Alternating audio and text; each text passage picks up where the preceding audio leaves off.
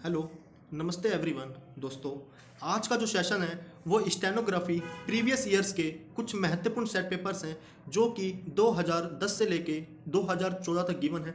दोस्तों, इस सीरीज़ को लाने का मेरा मेन या मुख्य उद्देश्य यही है कि कुछ students without previous set papers के बिना ही एग्ज़ाम में उपस्थित होते हैं। जब वे दोस्तों अपने एग्ज़ाम्स को लाइव अटैम्प्ट करते हैं तब उन्हें समय की कमी का अनुभव महसूस होता है। साथ ही दोस्तों वे इतने हेसिटेट हो जाते हैं कि वे एग्ज़ाम को सही से नहीं कर पाते। तो दोस्तों, इस सीरीज़ को लाने का मुख्य उद्देश्य यही है कि जो बहुत से क्वेश्चंस होते हैं, प्रीवियस क्वेश्चंस के नाम से जाना जाता है दोस्तों जिन्हें, वो प्रीवियस क्वेश्चंस आपके एग्ज़ाम में कई बार रिपीट होते हैं। तो दोस्तों, यह आगामी आने वाले स्टेनो के एग्ज़ाम के लिए अत्यधिक महत्वपूर्ण हो जाते हैं। तो दोस्तों, वैसे भी आपकी जो एसएससी स्टेनोग्राफी की जो डेट्स हैं वो अभी रिलीज हो गई है, जो आपका 10 सितंबर 2020 से लेके 12 सितंबर 2020 के मध्य में रखा गया है। जो आपके जो एग्ज़ाम है दोस्तों वो आपके 3 दिन तक चलेंगे। ठीक है दोस्तों, तो इस सेट पेपर्स के माध्यम से आपका समय निर्धारण होगा डे बाय डे। साथ ही साथ दोस्तों आपकी हेजिटेशन भी दूर होती जाएंगी और आप अपना कॉन्फिडेंस को बिल्डअप महसूस करेंगे। तो दोस्तों, अगर मैं बात करूं और जब आप इनसे परिचित हो जाओगे तो आपको जब आप अपना क्वेश्चंस को अटैम्प्ट करेंगे या अपने सेट पेपर्स को अटैम्प्ट करेंगे तो आपको इन सभी तकलीफ से नहीं गुजरना पड़ेगा। आपको लगेगा अब यह आम है, मैंने ऐसे सेट पेपर्स बहुत किए हैं, तो आप फुल कॉन्फिडेंस के साथ उसे अपना अटैम्प्ट करेंगे। तो दोस्तों, अगर मैं बात करूं कि जो एसएससी स्टेनोग्राफर जो ग्रेड सी का जो एग्ज़ाम है वो आपको पहले पता होना चाहिए कि जो यह एग्ज़ाम है दोस्तों ये आपका टोटल मार्क्स ऑफ 200 का होता है, जिसके अंतर्गत आपकी 50 नंबर की रीजनिंग, 50 नंबर की आपकी जीके जिसे हम जनरल अवेयरनेस कहते हैं, और दोस्तों 100 नंबर की आपकी इंग्लिश है। दोस्तों, English is the main part of English grammatical errors. दोस्तों, जो इंग्लिश है वो आपका बहुत ही बड़ा स्कोर है मार्क्स को गेन करने के लिए। दोस्तों, जिन स्टूडेंट्स की अगर इंग्लिश कमज़ोर है, मैंने कुछ अपनी प्लेलिस्ट बना रखी है, उसके अंतर्गत आप जाके इंग्लिश का वीडियोस देख सकते हैं और अपने मार्क्स को गेन कर सकते हैं कोई भी सेट पेपर मारकर। तो दोस्तों, मैं आपको बताता हूँ कि जो आपका सिलेबस है, सिलेबस इस तरीके का होता है कि 50 नंबर की आपकी सबसे पहले आपकी रीजनिंग आएगी, जिसे हम बोलते हैं सामान्य तर्क, जिसके अंतर्गत दोस्तों आपको विवेक बुद्धि का इस्तेमाल कर क्वेश्चंस को हल करना होता है। ठीक है दोस्तों, जिसमें आपके 50 क्वेश्चंस होते हैं। उसके बाद दोस्तों आपके आते हैं 50 नंबर की जीके। जीके की बात करो दोस्तों, आप आज के टाइम में दोस्तों आपकी हिस्ट्री है, पॉलिटिकल साइंस की बात करो तो दोस्तों आपकी फिजिक्स, केमिस्ट्री और आपकी बायोलॉजी, स्टैटिक जीके दोस्तों एज वेल एज आपका कंप्यूटर। और बात करूं दोस्तों आपका current affairs is the main part of GK. दोस्तों, करंट अफेयर्स से आपके कम 12 से 15 क्वेश्चंस आपके इस एग्जाम में उपस्थित होंगे जब आप क्वेश्चंस को करेंगे। तो दोस्तों, मैं आपको पहले ही बता दे रहा हूँ इन सभी का निचोड़ है। दोस्तों, अगर मैं आपके लिए बुक सजेस्ट करूं, जो मैंने बुक सजेस्ट करी थी अपने लिए दोस्तों, वो आपकी लुसेंट्स थी और आपकी रेलवे की स्पीडी थी। मैंने इन दो बुक से पढ़ाई करी थी, एक प्रतियोगिता दर्पण। दोस्तों, इन 3 बुक के माध्यम से मैंने अपने एग्जाम को क्वालिफाई किया था। तो दोस्तों, ये मेरा कुछ पर्सनल एक्सपीरियंस है, क्योंकि मैं भी एक स्टेनो एक्सपीरियंस स्टूडेंट्स हूँ, तो मैं आपके लिए ये सजेस्ट कर रहा हूँ। तो दोस्तों, जीके का मैंने आपको बता दिया, 50 नंबर की जब आपकी जीके होगी जिसमें आपकी इंग्लिश,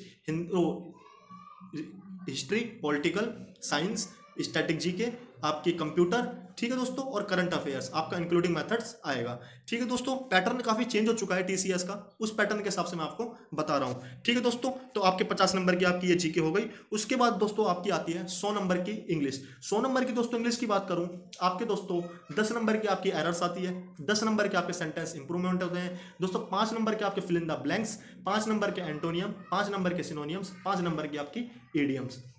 उसके बाद दोस्तों आपके 5 नंबर के PQRS, जिसे हम बोलते हैं जंबल वर्ड्स, ठीक है, जो अलग अलग शब्दों में विभाजित होंगे, आपको वो सीक्वल वाइज करके लगाना होता है और एक अर्थ निकालना होता है। ठीक है दोस्तों, 10 नंबर के आपकी एक्टिव पैसिव, ठीक है, 10 नंबर के आपके इनडायरेक्ट और डायरेक्ट, और आपके 15 नंबर के पैसेजेस होते हैं जो 5-5 नंबर के 3 भागों में विभक्त होते हैं। एज वेल एज दोस्तों आपके 20 नंबर के क्लोज टेस्ट होते हैं। क्लोज टेस्ट दोस्तों आपके 10-10 नंबर के होते हैं। आपका टोटल मार्क्स हो जाता है दोस्तों यहाँ पर आपके 200। और इंग्लिश की बात की जाए दोस्तों, इंग्लिश दोस्तों इस एग्जाम को क्वालिफाई करने का सबसे मेन पार्ट है।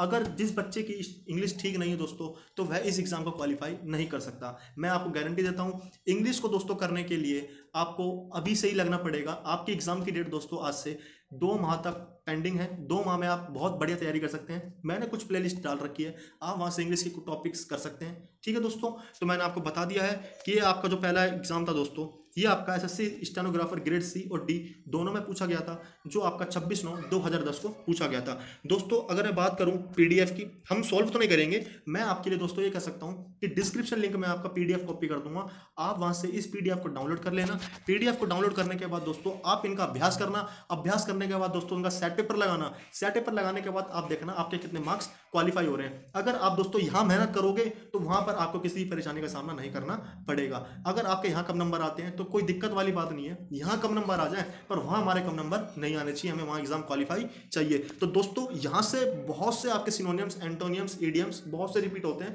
प्रीवियस ईयर से, क्योंकि मेरा खुद का पर्सनल एक्सपीरियंस है, मैं इसलिए आपके साथ शेयर कर रहा हूँ। ठीक है दोस्तों, तो आप यहाँ से जब एक एंटोनियम, सिनोनियम्स, ये आपके एरर्स जितने भी आप फाइंड आउट करोगे, शॉर्ट आउट करोगे, साथ ही साथ दोस्तों मैंने आपके लिए यहाँ पे आंसर की भी डाल दी है। जब आप इन क्वेश्चंस को कर लेंगे किसी कॉपी में या किसी सेट पेपर्स में, करने के बाद आप यहाँ से आंसर्स को चेक कर सकते हैं। ठीक है, आंसर्स को चेक करने के बाद अपने मार्क्स को देखना कि मेरे कितने मार्क्स हैं, जहाँ गलती हो दोस्तों उसका एनालाइज करना, एनालाइज करने के बाद दोस्तों उसको आप कॉपी में नोट डाउन कर सकते हैं।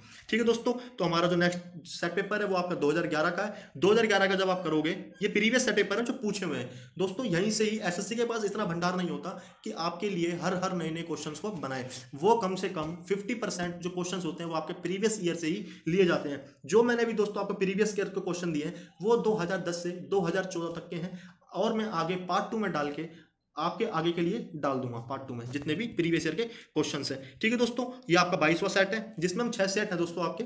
ठीक है, ये 2011 का हो गया जिसमें आपकी रीजनिंग, हिंदी, इंग्लिश हो गया। इंग्लिश के लिए दोस्तों अगर मैं आपको बुक सजेस्ट करूं तो आपकी एक बुक है पैरामाउंट, ठीक है, आपकी एक एमबी बुक आती है, ठीक है, एक है आपकी लुसेंट। ये 3 बुक हैं जिनसे भी आपको अच्छा लगे। सबसे अगर किसी बच्चे की इंग्लिश नॉर्मल है तो वो आप पढ़ें पैरामाउंट। ठीक है दोस्तों, जो बिगिनर्स है उनके लिए पैरामाउंट है, जो थोड़े हायर लेवल के बच्चे हैं वो आप एमबी कर सकते हैं। ठीक है दोस्तों, ये 3 बुक आप मैंने सजेस्ट कर दी हैं। फिर आपकी आंसर की आ जाती है, यहाँ से आप आंसर की चेक कर सकते हैं। फिर आपका 23 सेट्स आएगा 2011 का, यहाँ से आप कर सकते हैं सारे के सारे क्वेश्चंस करने के बाद आपकी फिर आंसर की आ जाएगी, यहाँ से आप चेक कर। ठीक है, फिर आपका 24 सेट आएगा, ये भी आप कर लेना। उसके बाद आपका 25 सेट आएगा, ये भी आप कर लेना। ठीक है, लास्ट हमारा जो दोस्तों सेट है 26, ठीक है, ये भी आप कर लेना। ठीक है दोस्तों, तो 6 सेट डाले हुए हैं, पहले आप 6 सेट का अभ्यास करना, पीडीएफ निकाल लेना। कहाँ से? डिस्क्रिप्शन लिंक से मैंने डाल दूंगा, वहां से आप डाउनलोड कर लेना, वहां से निकाल लेना। अगर कोई भी आपको परेशानी है तो आप मुझे कमेंट कर सकते हैं, तो मैं आपकी समस्याओं को सुलझाऊंगा। तो दोस्तों मिलते हैं नेक्स्ट वीडियो में। Thank you very much.